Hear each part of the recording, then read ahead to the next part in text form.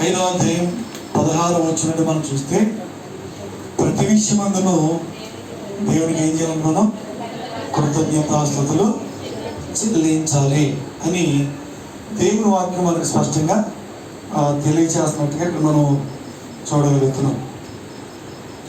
కాబట్టి దేవునికి మనం అన్ని విషయాల్లో కృతజ్ఞతలు చెల్లించాలి. అది ఇప్పుడు కొన్ని చెప్పుకున్నాం కదా, ఏ విషయాలను? అన్ని విషయాలు. మొట్టమొదటిగా ఒక జ్ఞాపకం చేసుకుందాం. కీర్తన గ్రంథము 139వ అధ్యాయము 13, 14 వచనాలు చదవండి.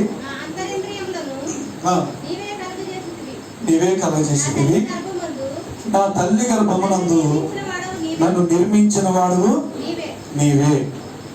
దేవుడు సృష్టికర్త అయినటువంటి వాడు. ఈ భూమిని ఆకాశము కలిసిన దేవుడు మానవుని కూడా సృజించిన వాడు ఆయనే.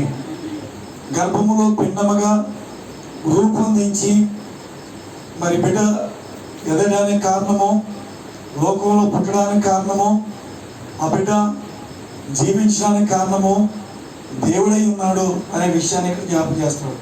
చదవండి ఇంకా. నీవు నన్ను కలగజేసిన విధము చూడగా భయమును. 2 విషయాలు చెప్తున్నాడు ఇక్కడ. ఒకటి ఏంటంట? భయము, రెండోది ఆశ్చర్యం. మానవిక నిర్మాణం చాలా ఆశ్చర్యకరంగా దేవుడు చేశాడు. పైకి కనిపించేంత స్మూత్గా ఉన్న మనిషి. ఒకసారి పైన నీ చర్మం కనుక లేదనుకోండి, లోపల ఉన్న పేగులు, ఎముకలు, లివరు, కిడ్నీ ఇవన్నీ పైకి కనపడతా ఉంటే భయం వేస్తుందా లేకపోతే బాగా అనిపిస్తుంది? చెప్పండి. దేవుని యొక్క నిర్మాణం ఎంత గొప్పదో. లోపల మనిషి బ్రతకడానికి ఏమేమి కాలం అన్నీ పెట్టాడు. అవి బయటికి కనపడితే మనిషి భయపడతాడు. అందుకని దేవుడు అన్నిటిని చక్కగా నిర్మించి పైన చర్మమును పొదిగాడు. భక్తులు అంటాడు, మానవ నిర్మాణం చాలా అద్భుతమో ఆశ్చర్యమో. దాన్ని చూస్తే భయం వేస్తుంది, ఆశ్చర్యం కలుగుతుంది. తర్వాత అందును బట్టి నేను నీకు కృతజ్ఞతాస్తుతులు చెల్లిస్తున్నాను. కాబట్టి పుట్టినటువంటి రోజును జ్ఞాపకం చేసుకుని ప్రతి మనిషి ఈ లోకంలో ఎలా జన్మించాడో, దేవుడు ఎలా వారిని ఈ లోకంలో మరి పుట్టించాడో, వారికి సంవత్సరం వెంబడి సంవత్సరము దయాకిరీటాలుగా ఇస్తూ ఆయుష్కాలాన్ని పెంచుతూ వారు చేస్తున్నటువంటి కార్యాలు మేలు బట్టి ప్రతి ఒక్కరు కూడా ఏం చేయాలి? దేవునికి కృతజ్ఞతాస్తుతులు చెల్లించాలి. ఇది మానేసి చాలా మంది ఏం చేస్తారంటే మనిషికి చెప్తారు హ్యాపీ బర్త్డే అని. చెప్పొద్దునే కాదు, మొట్టమొదటి ఎవరు చెప్పాలి? దేవునికి చెప్తారు. దేవుడు ఆశించేవాడు, ఆరోగ్యం ఇచ్చేవాడు, భవిష్యత్తును నిర్ణయించేవాడు. కాబట్టి దేవునికి కృతజ్ఞతలు చెల్లించాలి. చూడు, కొలసీ పత్రిక 3వ అధ్యాయం 17వ వచనంలో దేవుని కృతజ్ఞతలు ఎలా చెల్లించాలో చెప్తాడు. చూడండి. మరియు మాట చేత గాని క్రియ చేత గాని మీరేమి చేసినను ప్రభు అయిన యేసు ద్వారా తండ్రి అయిన దేవునికి కృతజ్ఞతాస్తుతులు చెల్లించాలి. మన జీవితంలో దేవుడు చేసిన కార్యాలు బట్టి దేవునికి మనం కృతజ్ఞతలు చెల్లించాలని చూసాం. వాటిని దేవుని ఎదుటి ఎలా వ్యక్తపరచాలో భక్తుడు ఇంకా ఇక్కడ క్లియర్గా చెప్తున్నాడు. కొంత ఏమన్నాడంటే మాట చేత కానీ అని.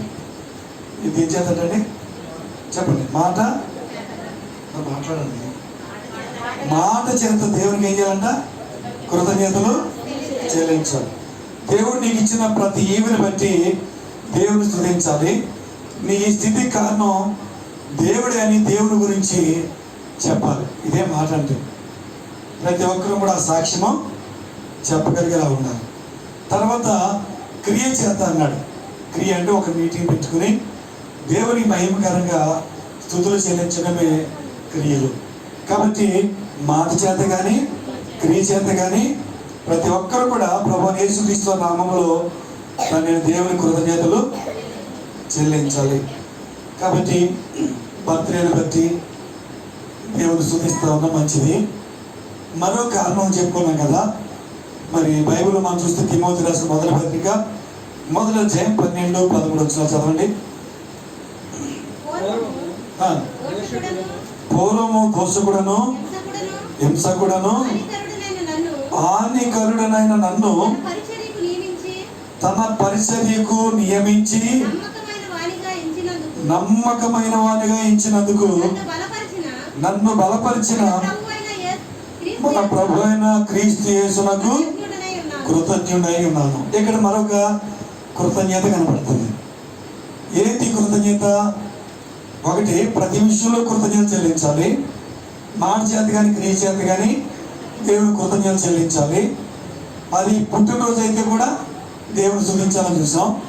ఇప్పుడు రాయబడిన మాట మనం చూస్తూ ఉంటే భక్తుడైన పౌలు అన్నాడు, దేవుడు నన్ను తన పరిచర్యకు నియమించాడు, ప్రతిష్ఠించాడు, పని నాకు అప్పగించాడు, అందుకు నేను దేవునికి కృతజ్ఞుడై ఉన్నాను అని చెప్తున్నాడు.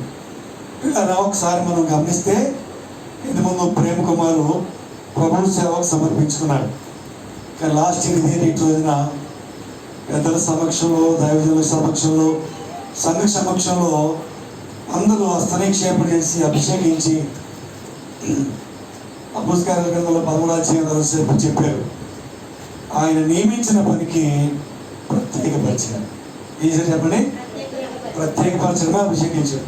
అర్థమైందండి? ఇప్పుడు పౌలు ఏం చెప్తున్నాడంటే, నన్ను దేవుడు తన పనికిరని ప్రత్యేకపరిచి నియమించాడు, అందుకు నేను దేవునికి కృతజ్ఞుడనై ఉన్నాను. కాబట్టి మన జీవితంలో ఏది జరిగినా వాటన్నిటి కొరకు ఏం చేయాలి చెప్పండి? దేవుని కృతజ్ఞతలు చెల్లించాలి. పౌలు భక్తుడు ఈ విషయాన్ని మనం ఆధారం చేసుకుని ఎందుకు ఏ కారణం చేత దేవుని కృతజ్ఞతలు చెల్లిస్తున్నాడో 3 విషయాలు చెప్తాను. మొట్టమొదటిది 12వ వచనం మరొకసారి చదవండి. దోషకుడను నన్ను తన పరిచర్యకు నియమించాలని. మొట్టమొదటి కారణం ఏంటంటే, ఎందుకు దేవుని కృతజ్ఞత చెల్లిస్తున్నానంటే, దేవుని పని కోసము నన్ను ఎవరు అపాయింట్ చేయలే, ఎవరో పిలిస్తే నేను రాలే, నా అంత నేను కూడా రాలే. భూమికి ఆకాశ సృష్టికర్తన దేవుడు నన్ను తన పని కోసం ఆయనే నియమించాడు అని చెప్తున్నాడు. కాబట్టి దైవజనులు ఎవరైనా దేవుని పిలుపుని బట్టి వస్తారు. దేవుడు నియమిస్తే దేవుని పని చేస్తారు. బాగా గుర్తుంచుకోండి. ఏ